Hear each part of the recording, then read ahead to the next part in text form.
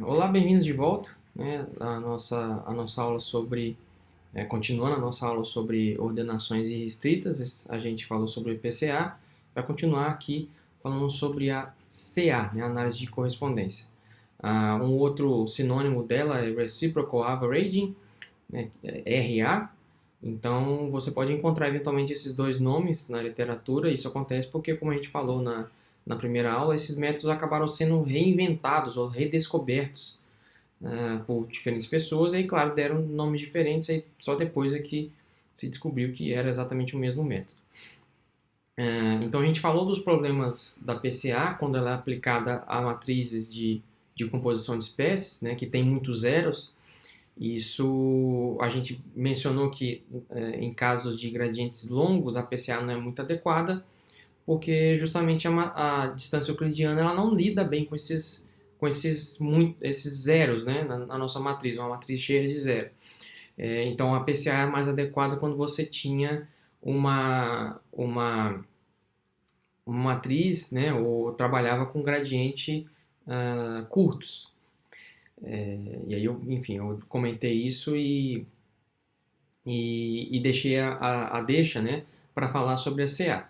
Então, a CA, ela é equivalente, ela vai retornar resultados similares, né, se você pegar a sua matriz de composição de espécies, transformar ela utilizando o Qi quadrado, como a gente viu lá na primeira aula, né, e depois realizar uma PCA em cima dessa matriz transformada.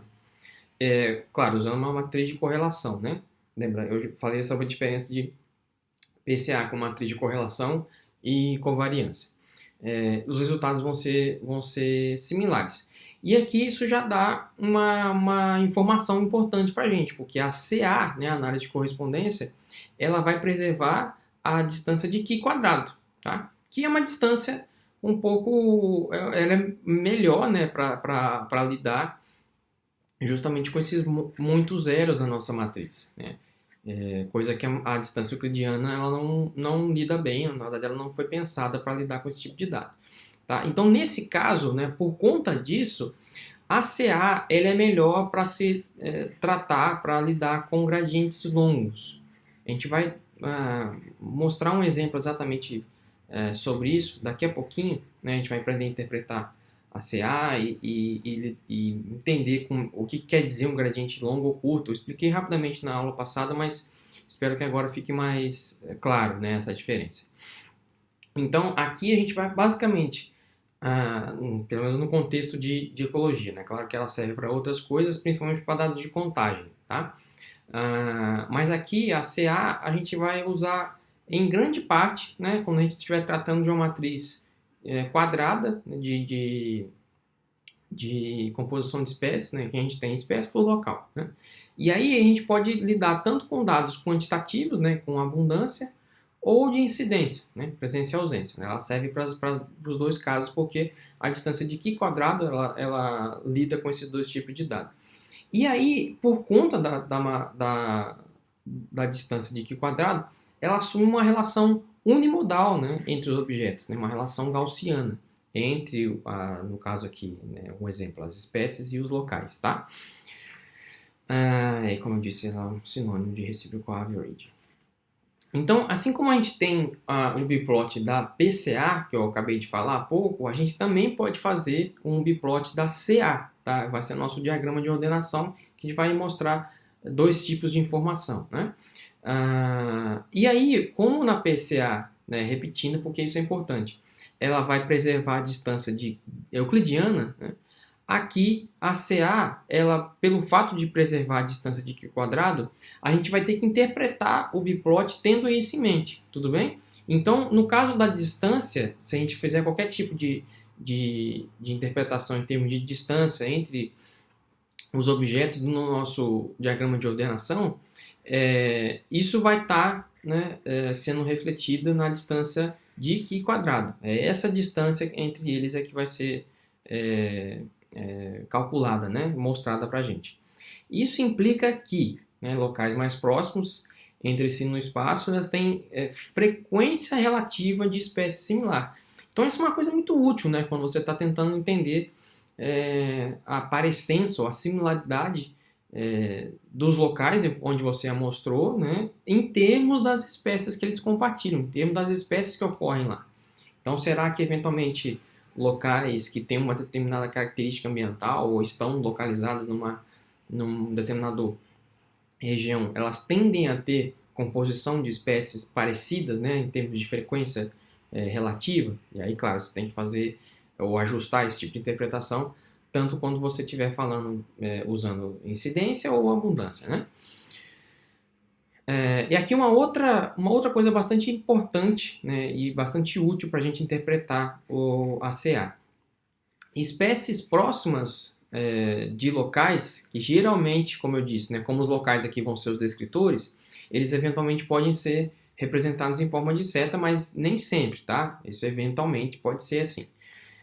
As espécies próximas desses locais ou desses descritores indicam, né, que elas têm uma alta abundância nesse local, porque justamente ela assume que a espécie tem uma distribuição, né, unimodal em relação ao gradiente, em relação aos descritores.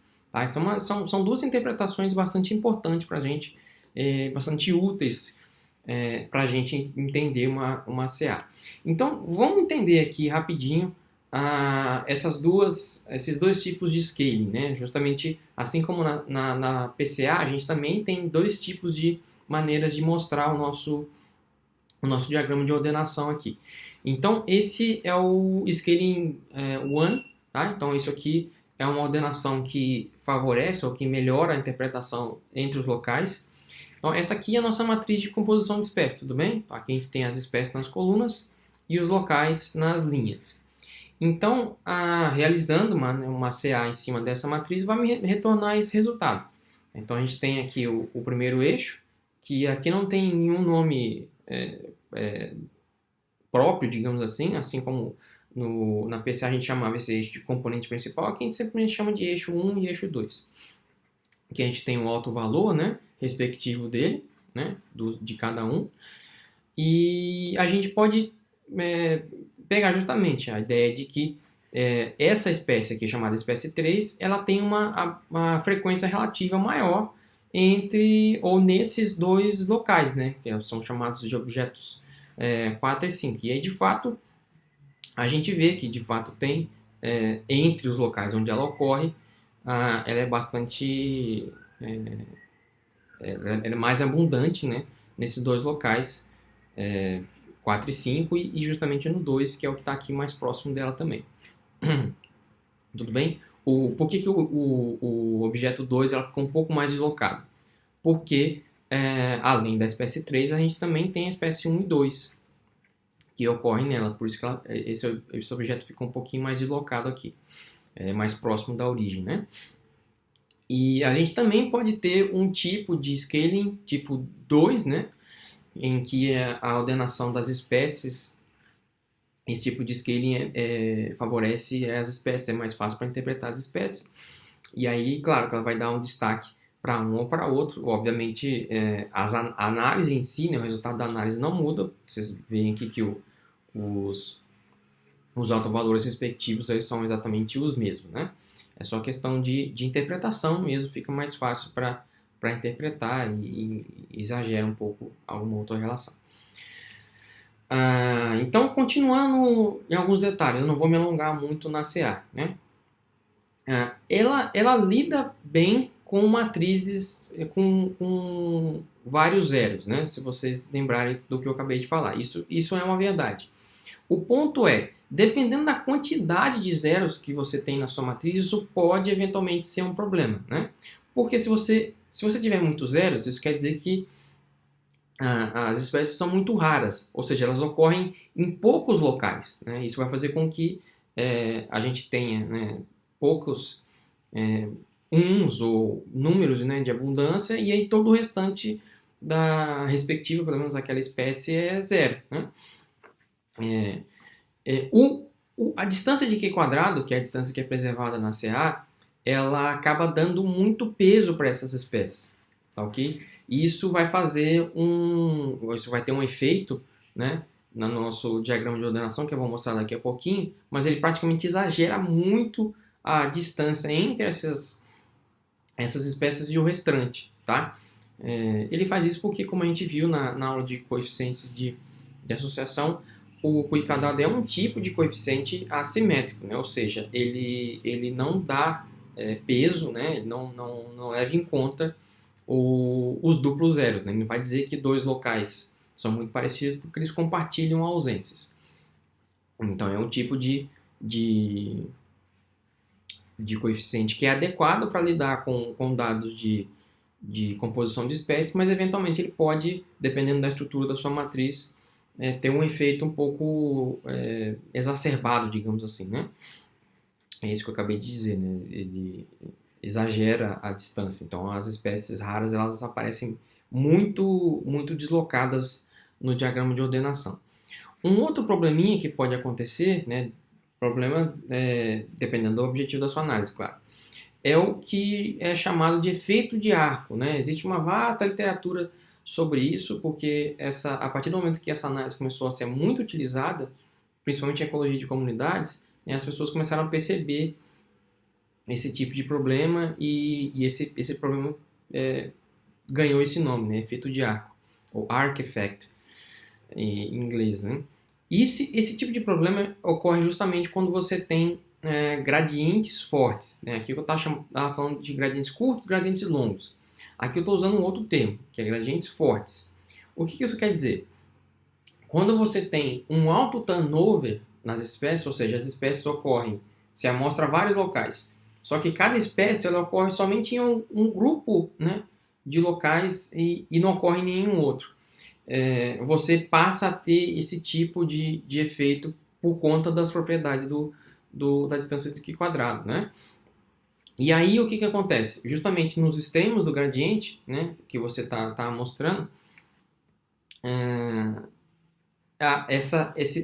esse turnover pode ser distorcido, o que gera para a gente o chamado de Rorschach, né, effect, que é o efeito de ferradura, né? Vou mostrar isso daqui a pouquinho. E isso também é uma das consequências, né, do fato da distância de quadrado ter um limite superior, como a gente viu também lá na nossa aula de coeficientes de associação. Tá? Vamos explorar um pouquinho mais isso aqui. Então, o que eu quero dizer com isso? Isso aqui são dados simulados, né? Tem um pacote, inclusive, no R que chama Senocline, em que a gente tem aqui a abundância de espécies. Enfim, deixa eu voltar aqui e comentar só uma coisa que pode ter ficado confusa, né? Eu estou falando de gradiente, mas você pode estar pensando, mas eu não tenho nenhum tipo de informação ambiental, de descritor ambiental nessa análise. Você está correto se você pensou assim, né? Só lembra que aqui a gente está lidando ainda com uma matriz só. Esse é um tipo de ordenação irrestrita, tá? Ou um outro tipo de nome para isso é análise de gradiente indireto, tá? Então a gente não sabe ainda, a gente só sabe que tem um gradiente. A gente não sabe o que está causando esse gradiente ou se tem alguma coisa, uma variável ambiental correlacionada com esse gradiente de espécies, tá? A gente não sabe disso ainda. A gente só sabe que tem esse gradiente que as espécies estão se substituindo ao longo dele, tá? É isso. Então, para a gente simular esse tipo de situação, a gente pode usar, né, esse pacote do R, como eu disse, e plotar isso aqui. Imagina que a gente tem uma variável ecológica qualquer, tá? Não vou entrar em detalhes aqui. E essas linhas aqui de diferentes cores são as espécies, tá? E aí a abundância delas no eixo Y aqui. Então, essa espécie, ela atinge o pico da abundância dela, né? Só que logo cai. Então, se você analisar, digamos assim, a composição de espécies de um par de locais quaisquer ao longo desse gradiente, o que vai acontecer? Esses locais eles acabam não compartilhando nenhuma espécie, né? Porque justamente ela atinge o máximo de abundância dela e logo cai. Ela não ocorre em nenhum outro lugar, ou ela só volta a ocorrer em outra parte bastante distante do gradiente, né? Então, ela, por exemplo, ela tem essa espécie preta, né? Ela não ocorre, ela pum, volta a ocorrer, mas exatamente com o mesmo padrão, né? Tem um máximo de abundância e logo cai. E isso faz com que a gente, se a gente tiver esse tipo de situação, como é que a nossa matriz vai aparecer de composição de espécie? Vai ter um monte de zero, né? Como eu disse e vou enfatizar, a CA e a distância de Q quadrado, elas são apropriadas para esse tipo de dado, né? Só que eventualmente isso pode ocorrer em algum tipo de distorção, né? Isso que a gente vai ver como é que funciona.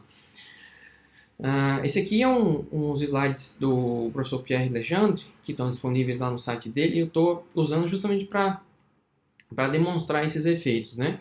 Então, o que acontece quando os nossos dados eles têm muitas espécies raras, né? O que eu quero dizer? Espécies com poucas ocorrências, né? Nesse caso aqui, nesse exemplo, né, um dado simulado, artificial, criado, essas espécies, né, 6 e 7, olha só, ela tem baixa ocorrência em geral, né? E a espécie 5 também tem relativamente pouca abundância total. Ela é relativamente, assim, a espécie 5, 6 e 7 elas são relativamente pouco abundantes, né, em relação às outras que compõem a nossa comunidade. O que vai acontecer? Se a gente realizar uma CA nessa matriz, ela vai me retornar esse resultado aqui, tá? Então aqui a gente tem a nossa matriz mostrando os eixos, tá? Da CA, então esse aqui é o eixo da CA 1, 2, 3, 4, e aqui eu estou plotando os dois primeiros, tudo bem? O que vai acontecer? Justamente essas duas espécies, que são as mais raras, elas vão aparecer muito deslocadas no nosso diagrama de ordenação. Isso faz com que não só a distância dessas espécies para as outras fica exagerada, né? Mas fica difícil de interpretar a relação entre o restante das espécies, porque elas ficam muito juntas, elas ficam muito próximas aqui do centro, né? Que a gente tem o 0, 0. Então, acaba que o plot não é lá muito útil, muito informativo, digamos assim, né? Porque justamente a gente ganha informação sobre espécies raras, mas as comuns já não é tão útil, né? Então, o que isso pode eventualmente acontecer, né? Que é o chamado de efeito arco. Onde está isso? Aqui eu estou mostrando justamente um tipo de plot, né, de um tipo de dado em que a gente tem espécies raras, né, e tem uma situação em que a gente tem o chamado gradiente forte, aquilo que eu estava falando nos slides anteriores. Então, as espécies elas se substituem, né, muito brevemente ao longo do meu gradiente. Então, elas ocorrem só numa parte muito estreita do meu gradiente. Isso faz com que a distância, vamos pegar aqui um local, né? Um local 1, né? Em relação aos outros. O que isso vai acontecer? Como esse local ele não vai compartilhar muitas espécies, né? Com outros locais, a distância que a distância de Q quadrado, ela logo atinge um limite, né? Superior, e ele vai se repetindo, né? E isso faz com que a gente tenha justamente esse arco. Então vamos entender. Essa aqui é a distância do local 1 para o local 2, está aqui, 0,4. Local 1 para o local 3, né? Você vê que muda, mas não muda tanto. E aí, se a gente for fazendo esse aqui, o local 1 para o local 10, e o que acontece? A distância do local 1 para o local 20, ela é um pouco maior, né? 5,62 do que o local 10, só que a distância do local 1 para todos os outros, né? Do 1 para o 30, do 1 para o 50, 60, 70, 80, 90, é exatamente o mesmo. É o mesmo valor, 5,62. Por quê? Porque justamente eles não compartilham, né, nenhuma espécie, né? E aí a distância entre eles é máxima, né? Porque justamente eles vão ser muito diferentes. E aí isso acaba gerando justamente, né, o plot ele reage fazendo, né, ou formando esse arco, né? Isso, se você encontrar isso em qualquer tipo de ordenação, isso está indicando que pode eventualmente haver um problema, tá? Nos seus dados em termos de espécies raras, né? Então, Tem alguns procedimentos que a gente vai falar a respeito, que a gente vai explorar, mas um primeiro passo, talvez, é justamente você tentar entender melhor os seus dados, né? Voltar à análise, explora melhor os seus dados, entende as frequências. Às vezes você tem espécies com pouca frequência ou muitos zeros na sua matriz. Eventualmente você pode mudar a sua análise para lidar melhor com isso, tá? Então, como eu disse, você pode ter esse efeito de arco, como eu mostrei aqui, né? E no caso, ou eventualmente você pode ter, se você fizer uma PCA, né, com esse tipo de dado, né, você tem o que é chamado de efeito de ferradura, que é esse Rorschach,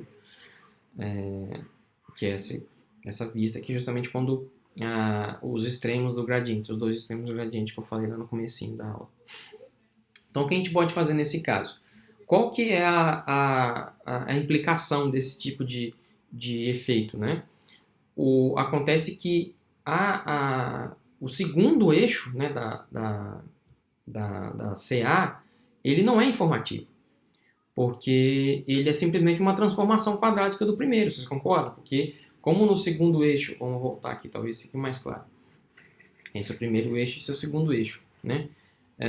A representação da distância das espécies, né, ao longo desse eixo, nesse caso dos locais, desculpa, ele é informativo, né, porque você tem, se você projetar aqui os locais, né, 1 e 70, eles vão ter uma distância. Agora aqui não, eles vão ser simplesmente a informação é idêntica, né, do 1 para o 2 nesse caso. O eixo 2 é simplesmente uma transformação quadrática do eixo 1. Então, o eixo 2 ele não traz nenhum tipo de informação adicional ou ortogonal ou independente, tá? Então, acaba que você poderia interpretar só o primeiro eixo, né? Só ele que é útil para você resumir a informação da sua matriz. Uma outra maneira de entender isso, né, entender esse problema, é interpretar ou encarar as espécies raras como se elas fossem exceções, né? Por algum motivo, pensando lá, claro, em termos de teoria ecológica, né? De teoria de comunidades ecológicas. E aí, nesse caso, você tem algumas alternativas, mas tudo depende do contexto, então depende do objetivo do estudo e depende do tipo de organismo que você está estudando. Então, se eventualmente você tem a informação da espécie rara, né, é muito importante para você, você guarda essa informação. Se eventualmente você está lidando com algum tipo de situação em que, sei lá, você tem, você está lidando com algum tipo de organismo alado, né, em que à medida que você está coletando ali, você pode eventualmente ter um indivíduo ou dois caindo na sua armadilha, mas eles não pertencem àquela comunidade, né? Aí, nesse caso, você pode excluí-la da análise, né? Que é essa primeira opção aqui. E aí você você pode repetir a sua análise eliminando espécies com um indivíduo, que são chamados de singleton. Aí depois você exclui as que têm dois indivíduos, doubleton, e assim por diante. Você vai repetindo essas análises. E aí, o que você vai plotar, você vai guardar a informação, né, em cada repetição dessa, é a inércia, né, que é a variação total, como a gente já viu, que são sinônimos, né? E você vê aonde que você obtém uma melhor explicação, né, à medida que você vai fazendo esse procedimento. E se você plotar justamente, fizer um script plot, como a gente já conhece, né, plotar os autovalores, e encontrar algum tipo de quebra nessa relação, né? Você pode fazer um gráfico de linha, como esse exemplo aqui. Então a gente tem os autovalores, né, respectivos, e aqui, desculpa, a inércia total, né? Desculpa, não é o autovalor. Inércia total, e aí as espécies que você removeu. Então aqui você não removeu nenhuma, né? Aí você exclui as espécies com um indivíduo, refaz a CA. Aonde que acontece com a inércia? remove as espécies com 2 indivíduos, refaz a CA, pum, e assim por diante, tá? E aí, eventualmente, você pode ter, né, aqui sim você tem um alto valor, né? E aí você encontra justamente o que está acontecendo com o primeiro, o autovetor, né, o alto valor do primeiro autovetor, do segundo, etc, etc. Aí quando acontece no terceiro, opa, você tem uma queda bastante brusca aqui com 5 indivíduos. Então, você pode utilizar esse critério justamente também para definir o que é uma espécie rara e o que não é, pelo menos para o seu conjunto de dados. Aqui nesse caso, parece que espécies raras são aquelas que têm 5, né, ou menos indivíduos, ou 4, não é de 4 ou menos indivíduos, né? Então é isso, é uma maneira de você explorar ou entender melhor os seus resultados, tá? É como eu disse, né? São 4 ou menos indivíduos. Se você remover esses indivíduos, né, essas espécies com 4 ou menos indivíduos, isso não vai afetar muito a sua análise. Essa é o take-home message, essa é a mensagem que você tira desses gráficos. E aí, para tentar resolver esse problema, algumas pessoas, né, começaram a tentar modificar a análise da CA para lidar com isso, né? E aí acabaram criando o que a gente chama de DCA, né, que é Detrended Correspondence Analysis, para tentar remover justamente esse problema do efeito do arco, né? E aí, como eu disse, eventualmente se você encontrar esse tipo de situação, esses arcos no seu diagrama de ordenação, isso pode indicar algum tipo de, não um problema, mas um tipo de padrão, talvez, que você não está assumindo, né? Isso pode ser indicativo justamente de não linearidade, como a gente viu, né? No caso da CA, o eixo 2 ele é justamente uma transformação quadrática, uma transformação não linear do eixo 1. Né? Então, o que a DCA faz? O que ela tenta fazer? Justamente ela tenta destendenciar, né? Por isso que é detrended, né? O arco dividindo os segmentos, né? Em vários diferentes números de segmentos. Isso depende da análise, mas normalmente varia de 10 a 46, né? Segmentos. E aí, por conta disso, a DCA é uma análise bastante útil para a gente entender de novo os nossos dados. Por quê?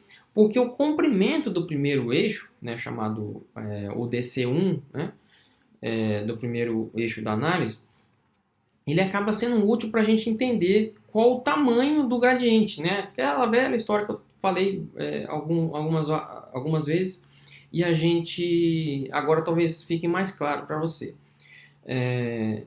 Se a gente pegar o comprimento do primeiro eixo de uma DCA e entender qual que é o comprimento dele, a gente pode talvez separar ou entender se o que a gente está lidando é um gradiente longo ou curto, né?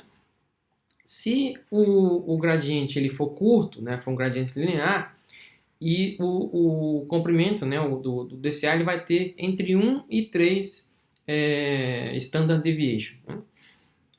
E se o gradiente for unimodal ou longo, ele vai ter 4 ou mais standard deviation, que é que é desvio padrão. Né?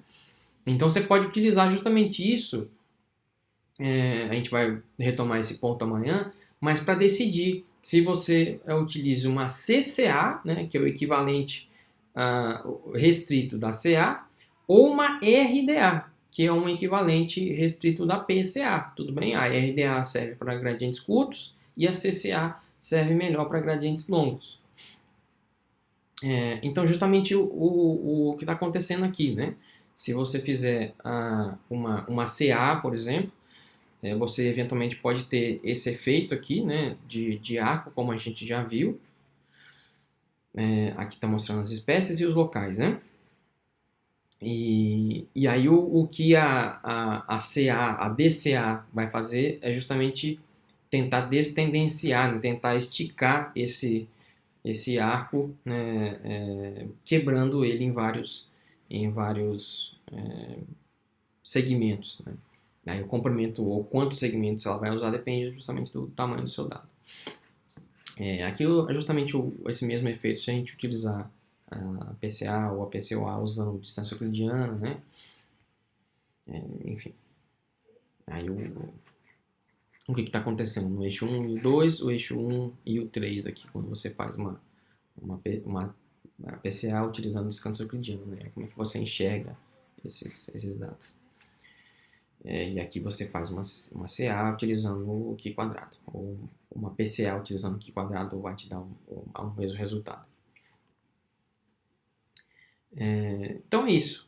Essa foi a CA e a DCA. A gente volta daqui a pouquinho para falar sobre a PCOA.